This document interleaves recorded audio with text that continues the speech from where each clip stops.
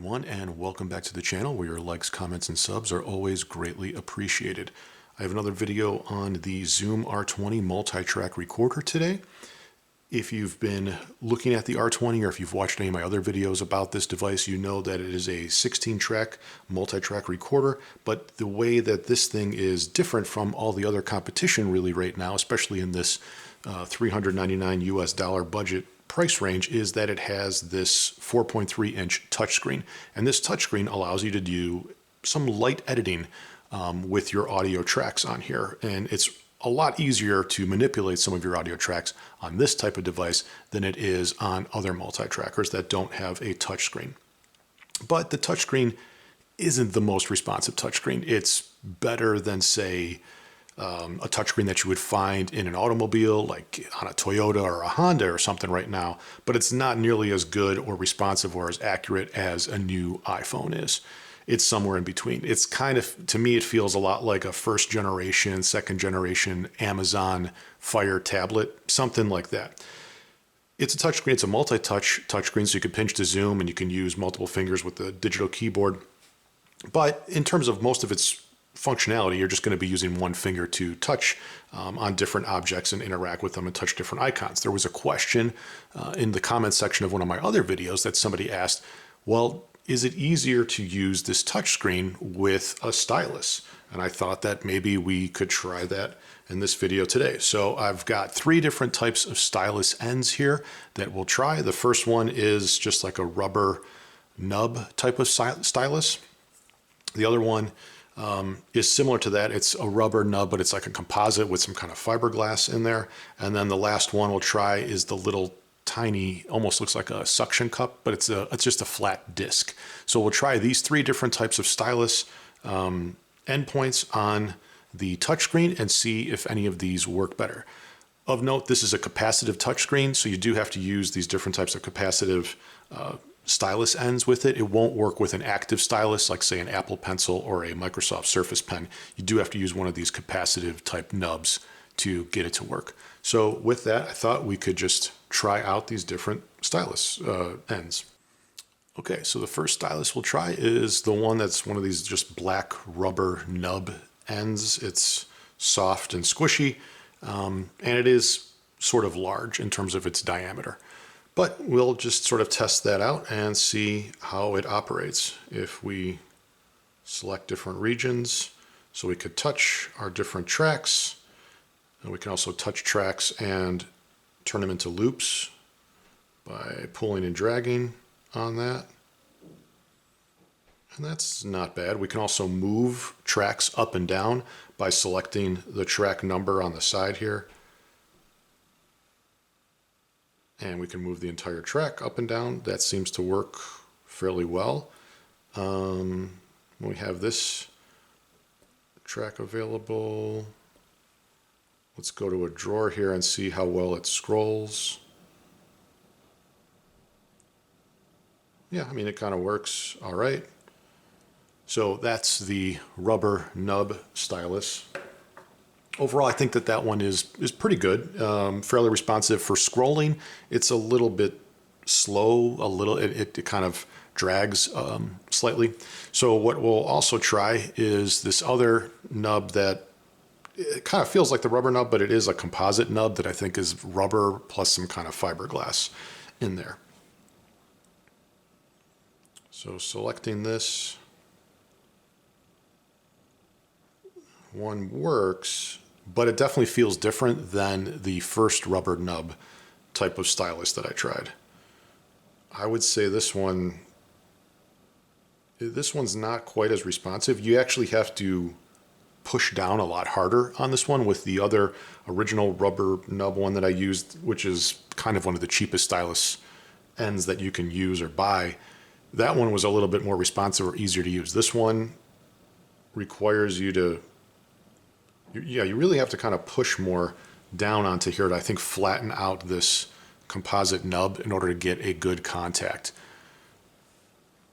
And let's try to scroll through a list. Now this scrolls a little bit easier, but you do, again, have to apply that pressure. So I think the fiberglass end on this one allows you to slide on the screen, you know, to just physically slide from one side to the other or up or down. It'll glide across the screen surface easier, but it's harder to maintain good quality contact. And you do have to push down more on this one. Okay, so the other end of this is the kind of looks like a mini suction cup, but it's just a plasticky disc. It's not really that flexible. It is kind of hard, but it does have a pivot joint on there. So if we use this,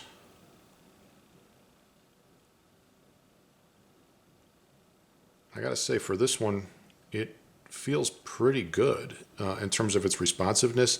And what I really like about it is that it feels a lot more accurate. I feel like I can drag this exactly to the bar markers as an example here. And I feel confident in all of my movements.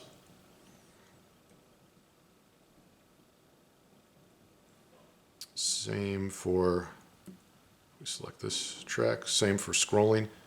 So this one does allow you to scroll physically, just it physically glides over the screen a lot easier than say that first rubber nub that I was using. If we go up here and try to scroll through, and this slides fairly well for scrolling through lists. So overall, I think I like this stylus the best. You don't have to apply that much pressure. It just kind of feels like a normal amount of pressure when you're using this. Yeah, I mean, I like the accuracy of it is the biggest thing. You feel confident with it, and if you get one, the reason why I kind of like it is because if you could see, it's a clear disc, but the center part of the disc is black because that's where the little post is that goes into the pen part of the stylus.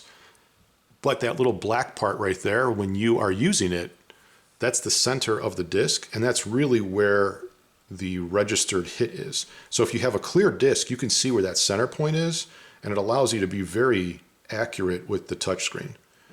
And that's something that when you're using your finger, you know, I've gotten used to it, and I could drag this just fine. But obviously I'm, you know, using a video here, or I have the camera in front of me, so I'm on an angle with my vision, so I'm not straight over the screen, which inhibits my view a little bit. But it is kind of,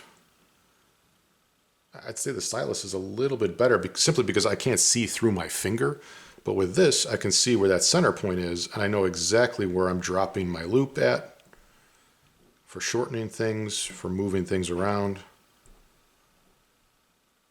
Yeah, I mean, overall, I think I like this the best. So if you are using the R20, I think I would recommend for a few bucks, you can get one of these types of stylus ends that just have that little circular disc to it.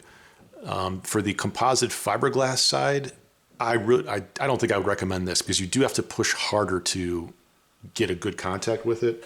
If you're using one of these that has the rubber nub, like the black rubber nub that's, you know, squishy and flexible, they both are. But for the ones that are black and just a basic cheap rubber, I mean, I think I got this thing at a conference for free at a vendor booth.